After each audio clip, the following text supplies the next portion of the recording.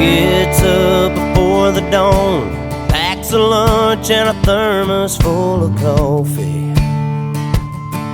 It's another day in the dusty haze. Those burning rays are wearing down his body. If diesel's worth the price of gold, it's the cheapest grain he's ever sold. But he's still holding on.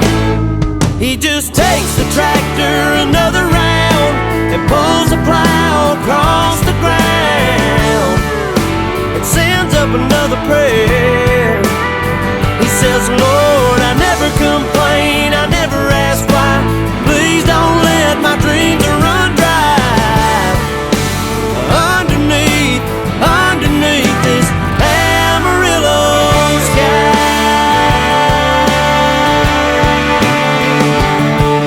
That hailstorm back in '83 sure did take a toll on his family.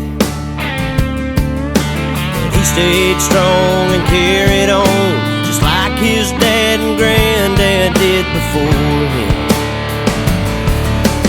On his knees every night he prays, please let my crops and children grow, 'cause that's all he's ever known. He just takes the tractor another round and pulls the plow across the ground and sends up another prayer. He says, Lord,